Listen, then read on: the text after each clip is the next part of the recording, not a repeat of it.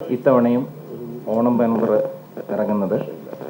ഇതിനു മുൻപുള്ള വർഷങ്ങളിൽ വലിയ സ്വീകാര്യതയാണ് ഓണം ബമ്പറിന് ലഭിച്ചിരുന്നത്. കഴിഞ്ഞ വർഷം നമുക്ക് 71.5 ലക്ഷം ടിക്കറ്റുകൾ ഓണം ബമ്പറിൻ്റേത് വിൽക്കാൻ സാധിച്ചിട്ടുണ്ട്.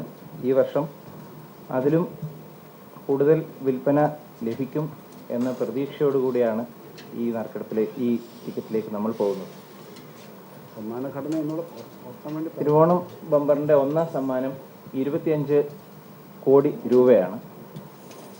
രണ്ടാം സമ്മാനമായി 1 കോടി വീതം 20 പേർക്ക് നൽകുന്ന, അങ്ങനെ ആകെ 1ഉം 2ഉം സമ്മാനങ്ങളിലൂടെ 45 കോടി രൂപ സമ്മാനം നൽകുന്ന വിധത്തിലുള്ള ഘടനയാണ് ഓണം ബമ്പറിനുള്ളത്. മൂന്നാം സമ്മാനം 50 ലക്ഷം വീതം 20 പേർക്ക്, അതായത് ഓരോ പരമ്പരയിലും 2 സമ്മാനം വീതം വരുന്ന വിധത്തിൽ. നാലാം സമ്മാനം 5 ലക്ഷം വീതം 10 പരമ്പരകൾക്ക്. അഞ്ചാം സമ്മാനം 2 ലക്ഷം വീതം 10 പരമ്പരകൾക്ക്. അങ്ങനെ 125 കോടിയിലധികം രൂപ സമ്മാനം നൽകുന്ന വിധത്തിൽ 500 രൂപയുടെ മുൻ വർഷങ്ങളിലെ അതേ വിലയിലുള്ള ടിക്കറ്റാണ് ഈ വർഷവും ഉള്ളത്. ഓണം ബമ്പറിൻ്റെ നറുക്കെടുപ്പ് സെപ്റ്റംബർ 27-ാം തീയതി ഉച്ചയ്ക്ക് 2 മണിക്ക് നടത്തും. ഈ യോഗത്തിലേക്ക് സ്ഥലം എം.എൽ.എയും യോഗാധ്യക്ഷനുമായ ശ്രീ ആൻ്റണി രാജു അവர்களെ ഞാൻ ഈ യോഗത്തിലേക്ക് സ്വാഗതം ചെയ്യുന്നു. ഇന്നിവിടെ എത്തിയിരിക്കുന്ന ലോഞ്ചിലെത്തിയിരിക്കുന്ന വട്ടിയൂർക്കാവ് എം.എൽ.എ ശ്രീ വി.കെ. പ്രശാന്ത് അവர்களെയും ഞാൻ ഈ യോഗത്തിലേക്ക് സ്വാഗതം ചെയ്യുന്നു. ഇന്ന് നമ്മോടൊപ്പം ഈ ചടങ്ങിൽ സംബന്ധിക്കാനെത്തിയ ലോട്ടറി തൊഴിലാളി ക്ഷേമനിധി ബോർഡ് ചെയർമാൻ ശ്രീ ടി.ബി. സുബൈറിനെ യോഗത്തിലേക്ക് സ്വാഗതം ചെയ്യുന്നു. ഇന്നിവിടെ എത്തിയിരിക്കുന്ന എല്ലാ മാധ്യമപ്രവർത്തകർക്കും ഈ ചടങ്ങിലേക്ക് ഹാർദവമായി ഞാൻ സ്വാഗതം നൽകുന്നു. എത്തിയിരിക്കുന്ന മറ്റ് ലോട്ടറി വകുപ്പിലെ പ്രവർത്തകരെ, മറ്റ് പൊതുജനങ്ങളിൽ നിന്നുള്ള എത്തിയിരിക്കുന്നവരെ എല്ലാവരെയും സ്വാഗതം ചെയ്തുകൊണ്ട് ഈ വർഷത്തെ ഓണം ബമ്പർ വിജയിപ്പിക്കുന്നതിനാവശ്യമായ എല്ലാ സഹായവും മാധ്യമപ്രവർത്തകരുടെ ഭാഗത്തു നിന്ന് ലഭിക്കണം എന്ന ആഹ്വാനത്തോടു കൂടെ നമുക്ക് ചടങ്ങിലേക്ക് കടക്കാം.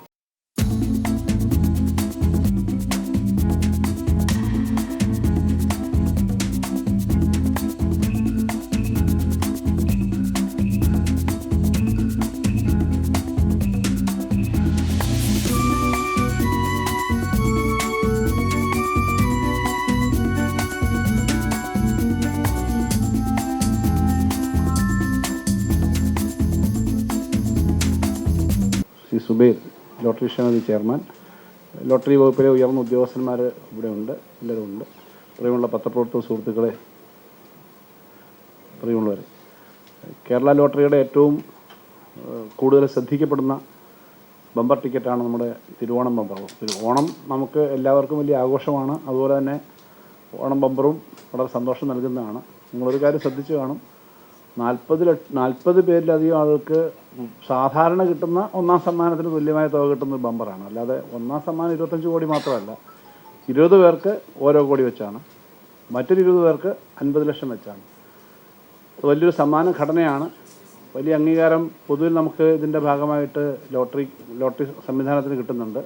ഇന്ത്യയിൽ ഏറ്റവും ശ്രദ്ധിക്കപ്പെടുന്ന, ഏറ്റവും സുതാര്യമായ, സർക്കാരിൻ്റെ പൂർണ്ണ നിയന്ത്രണത്തിലുള്ള ഡിപ്പാർട്ട്മെൻറ്റ് തന്നെ നടത്തുന്ന ലോട്ടറിയാണ് കേരള ലോട്ടറി.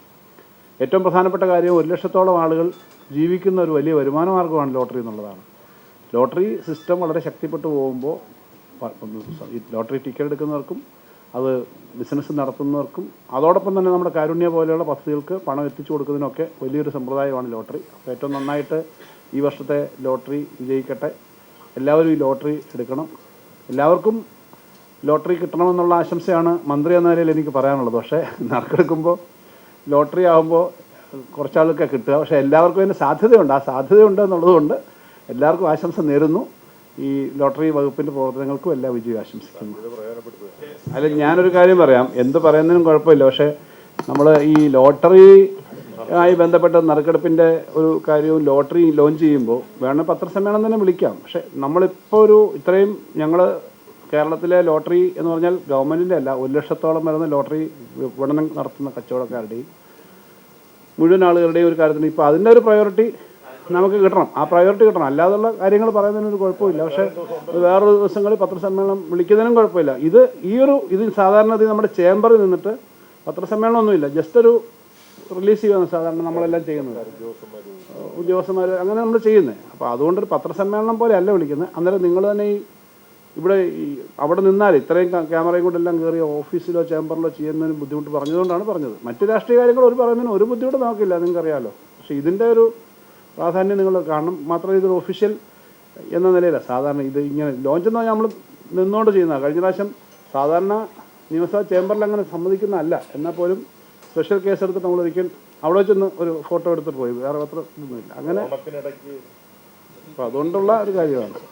അപ്പോൾ അത് ഇതിൻ്റെ ഒരു പ്രയോറിറ്റി പോട്ടെ, അല്ലെങ്കിൽ ഇപ്പോൾ അതെ അല്ല അതിന് പോട്ടെ, നമുക്കല്ലാതെ പറയുന്നതിന് കുഴപ്പമില്ല. പക്ഷേ ഇപ്പോൾ ഈ ഒരു ഫംഗ്ഷനകത്ത് വെച്ചിട്ട് ഇവരെല്ലാം കൂടെ ഉള്ള സ്ഥലത്ത് വേണ്ട വെച്ചിട്ടാണ് ലോട്ടറി ഉദ്യോഗസ്ഥന്മാരും മറ്റും എല്ലാം കൊണ്ടുകൊണ്ട് ഞാൻ പറഞ്ഞു. അല്ലാതെ ഒരു ബുദ്ധിമുട്ടുമില്ല. പറയേണ്ടതിന് എനിക്ക് സന്തോഷമുണ്ട്. അടുത്ത ദിവസം പറയാം, അല്ലെങ്കിൽ ഇത് കഴിഞ്ഞ് പറയാം.